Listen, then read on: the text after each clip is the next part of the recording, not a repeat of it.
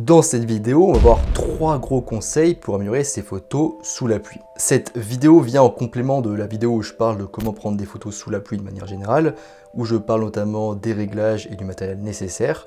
Donc si ce sujet vous intéresse et que vous voulez l'approfondir, n'hésitez pas à aller voir cette vidéo que je vous mets en annotation et aussi en description très probablement. Bref, c'est parti pour 3 gros conseils pour prendre des photos sous la pluie. Allez en avant, Guingamp.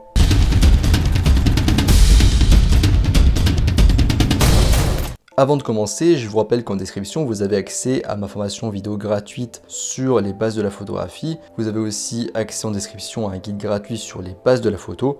Donc si ça vous intéresse, n'hésitez pas à aller voir tout ça. Et en description, vous pouvez aussi retrouver le sujet de cette vidéo sous forme d'un article beaucoup plus long et détaillé. Donc si quelque chose vous intéresse en description, n'hésitez pas à aller voir tout ça. Premier gros conseil, capturer le comportement des humains sous la pluie.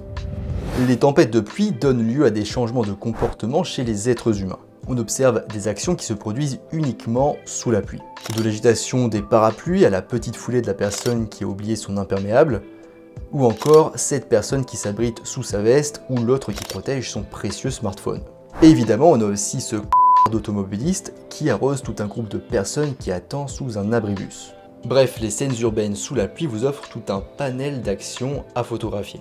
Et vous pouvez aussi photographier leurs jouets préférés, les voitures. Les véhicules en mouvement et les embruns qu'ils produisent peuvent créer des photos intéressantes à faire sous la pluie. Utilisez un objectif long pour éviter d'être éclaboussé et essayez de photographier depuis une fenêtre ouverte ou l'étage supérieur d'un parking à plusieurs étages. De cette manière, vous serez un petit peu protégé, un petit peu loin de l'action, il n'y a pas trop de risques et vous ne risquerez pas d'être trop mouillé. Photographier les humanoïdes, c'est aussi l'opportunité de capturer les émotions. Les cyclistes luttant contre la pluie, les gens qui rient, dansent ou sont tristes, en général c'est plutôt le cas, et ça devrait pas être trop difficile à trouver des gens tristes en ville.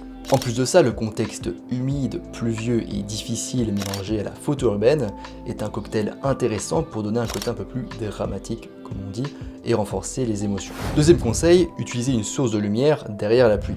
La nuit, la pluie est presque totalement invisible, en tout cas sur vos photos. Donc un truc intéressant à tester, c'est d'essayer d'utiliser toute source de lumière disponible pour créer un contre-jour. Cela permettra de faire briller les gouttes et les éclaboussures et de les enregistrer plus facilement et de manière plus visible sur vos photos. Dans les rues pluvieuses, il peut y avoir des fenêtres, des lampadaires, des panneaux d'affichage lumineux, des feux de circulation, voire éventuellement un rayon de soleil qui perce les nuages sombres de l'orage. Bref, toutes sources de lumière qui peuvent vous aider à faire briller la pluie depuis derrière ou légèrement sur le côté. Vous pouvez aussi essayer d'utiliser un flash déporté en le positionnant derrière la pluie, donc face à votre caméra par rapport à vous.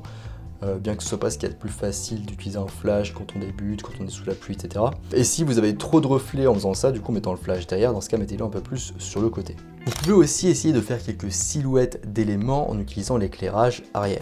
Troisième et dernier conseil, profitez du temps avant et après la pluie. On dit souvent avant l'heure c'est pas l'heure et après l'heure c'est plus l'heure, mais en photo de pluie, en photo sous la pluie, eh bien c'est pas le cas. Avant la pluie, en journée avec un temps nuageux, vous obtiendrez une lumière plutôt homogène, mais aussi un peu plus faible, donc pensez bien à adapter vos réglages. Et ces conditions sont géniales pour faire tout type de photos, notamment des portraits en extérieur et de la macro. Alors attention, si vous décidez d'inclure le ciel gris dans une photo de paysage, il faudra sans doute utiliser un filtre ND gradué pour réduire les écarts de luminosité et faciliter l'exposition. Vous pourriez aussi avoir un temps semi-nuageux avant la pluie, avec des trous de lumière qui passent à travers les nuages et des variations de luminosité. Alors c'est plus difficile à exposer correctement, mais c'est aussi très joli.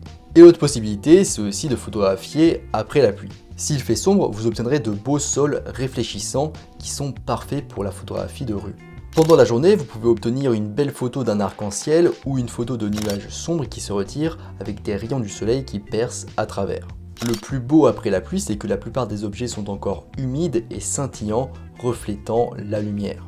Un simple trottoir mouillé peut avoir un éclat brillant, transformant une photo banale en ce qu'on appelle communément une jolie photo.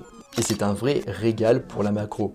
Vous obtiendrez plein de gouttelettes sur les fleurs, les toiles d'araignée, les vitres, etc. Les gouttelettes d'eau habillent magnifiquement des éléments usuels que vous allez pouvoir revisiter. On arrive à la fin de cette vidéo sur 3 gros conseils pour améliorer vos photos sous la pluie. J'espère que ça vous a plu. Si c'est le cas, vous pouvez liker, vous abonner, voire laisser un commentaire pour me soutenir. Si vous faites une ou plusieurs de ces actions pour ceux qui sont en forme, ça permet de donner plus de visibilité à la vidéo et du coup à la chaîne YouTube. Et donc ça me permet de continuer les vidéos. Merci à tous ceux qui jouent le jeu. Je vous rappelle qu'en description, vous avez accès à ma formation vidéo sur les bases de la photo et aussi à mon guide gratuit sur les bases de la photo. Et en description, je vous laisse aussi un article beaucoup plus long et beaucoup plus détaillé sur le sujet qu'on a abordé dans cette vidéo. Donc si quelque chose vous intéresse, n'hésitez pas à aller faire un tour en description. Moi je vous laisse ici à vos photos sous la pluie et je vous dis à bientôt sur les internets mondiaux.